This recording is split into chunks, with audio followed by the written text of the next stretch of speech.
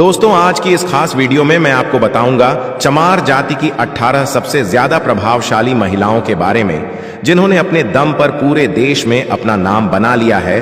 तो चलिए शुरू करते हैं इस वीडियो को। चमार जाति की प्रभावशाली महिलाओं में पहले नंबर पर आती है सुश्री मायावती जी। बहन कुमारी मायावती उत्तर प्रदेश की 4 बार मुख्यमंत्री रही। वह भारत में पहली दलित महिला मुख्यमंत्री थीं।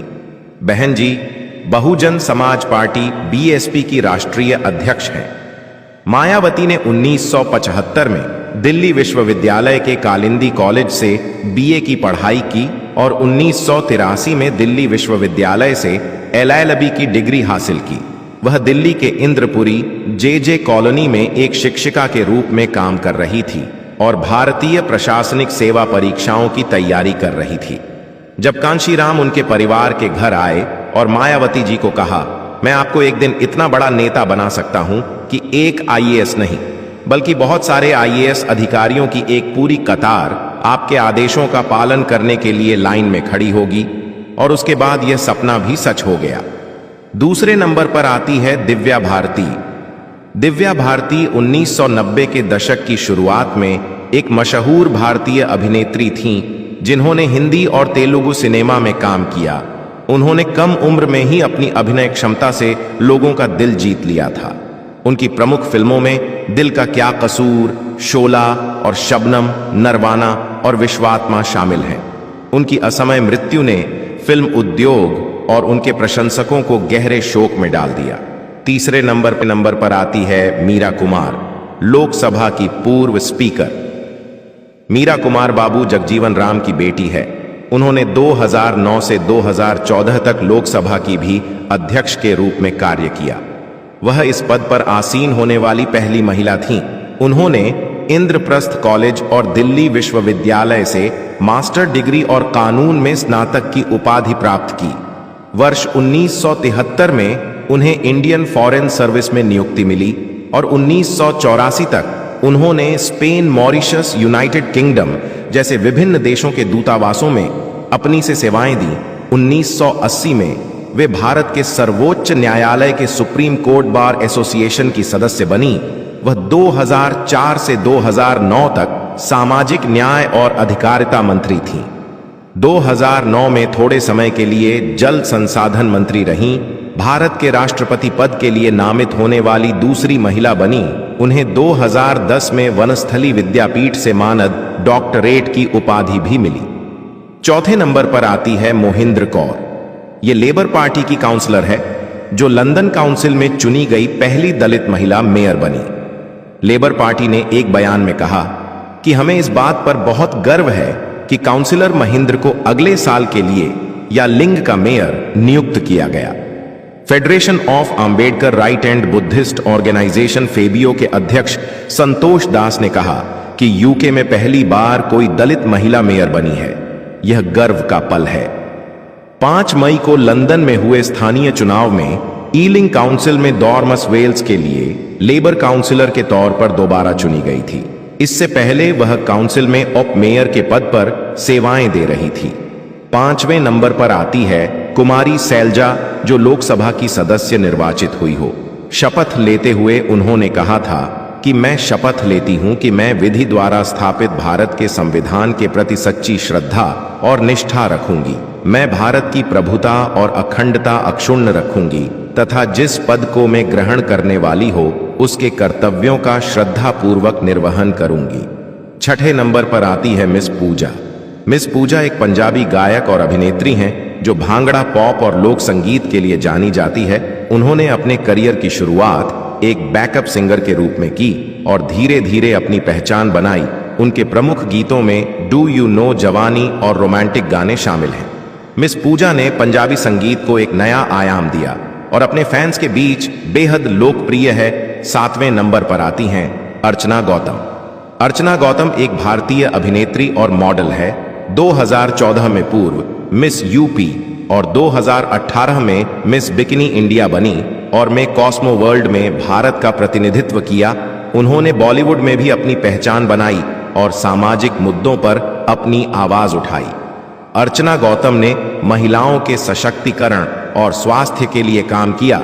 और अपने सामाजिक कार्यों के माध्यम से समाज को जागरूक करने का प्रयास किया। 8वें नंबर पर आती है निहारिका सिंह।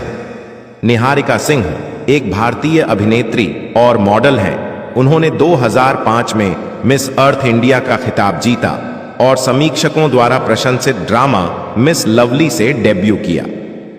9वें नंबर पर आती है सुप्रिया जाटव।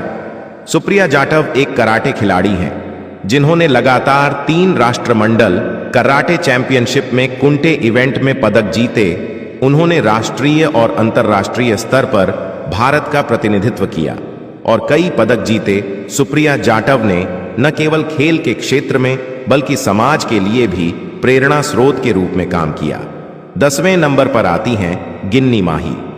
गिन्नी माही एक पंजाबी लोक और रैप कलाकार है जो मुख्य रूप से अंबेडकरवादी और रविदास या गीतों के लिए जानी जाती है। उनके गीत सामाजिक न्याय और दलित अधिकारों पर केंद्रित होते हैं। गिन्नी माही ने अपने संगीत के माध्यम से सामाजिक बदलाव की वकालत की और कई युवा कलाकारों को प्रेरित किया। 11वें नंबर पर आती है गुणाबाई गाढ़ेकर। गुणाबाई गाढ़ेकर जातिवाद विरोधी कार्यकर्ता थीं, जिन्होंने डॉक्टर BR अंबेडकर के साथ काम किया। उन्होंने महिलाओं और दलित समुदाय के अधिकारों के लिए संघर्ष किया और समाज में मानवता और न्याय के सिद्धांतों को बढ़ावा दिया। 12वें नंबर पर आती है बेबी रानी मौर्य। बेबी रानी मौर्य उत्तराखंड के पूर्व राज्यपाल, आगरा की पहली महिला मेयर और बीजेपी एससी मोर्चा की अध्यक्ष और कैबिनेट मंत्री है। उन्होंने महिलाओं के सशक्तिकरण और दलित अधिकारों के लिए कई महत्वपूर्ण कदम उठाए और समाज में उनकी स्थिति को सुधारने के लिए काम किया। 13वें नंबर पर आती है प्रोफेसर रितु सिंह। ये दिल्ली विश्वविद्यालय के दौलत राम कॉलेज में असिस्टेंट प्रोफेसर थी। 192 दिनों के विरोध के बाद उन्होंने आर्ट फैकल्टी DU के सामने PhD पकौड़े वाली स्टॉल खोली।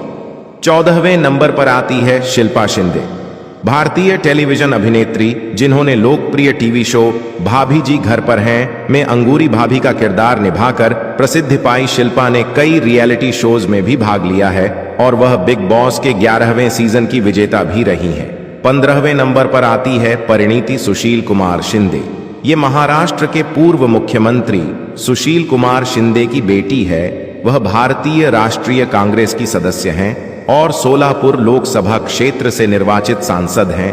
उन्होंने 3 बार महाराष्ट्र विधानसभा के सदस्य के रूप में 16 पोर्ट सिटी सेंट्रल से सेवा की है। परिणीति महाराष्ट्र प्रदेश कांग्रेस कमेटी के कार्यकारी अध्यक्ष भी हैं। उन्होंने शपथ लेते हुए कहा कि मैं परिणीति सुशील कुमार शिंदे, जो लोकसभा की सदस्य निर्वाचित हुई हूं, ईश्वर की शपथ लेती हूं कि मैं विधि द्वारा स्थापित भारत के संविधान की प्रति सच्ची श्रद्धा और निष्ठा रखूंगी।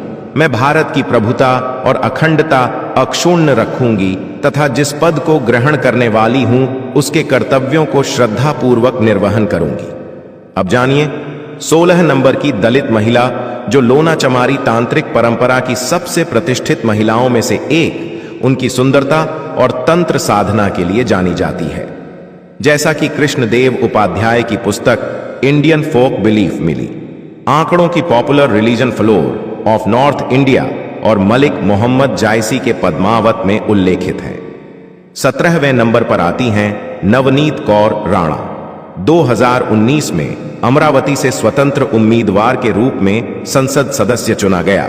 उन्होंने 2024 में भारतीय जनता पार्टी में शामिल हुई लेकिन चुनाव हार गई। नवनीत कौर आना एक पूर्व अभिनेत्री हैं जिन्होंने मुख्य रूप से तेलुगु सिनेमा में काम किया है। उनका जन्म 6 अप्रैल 1985 को मुंबई में हुआ था। उन्होंने अपने करियर की शुरुआत मॉडलिंग से की थी और बाद में फिल्म इंडस्ट्री में प्रवेश किया। उनका जन्म रविदास या चमार सिख परिवार में हुआ था। अब जानिए 18वें नंबर की दलित महिला को। 18वें नंबर पर आती है संजना जाटव।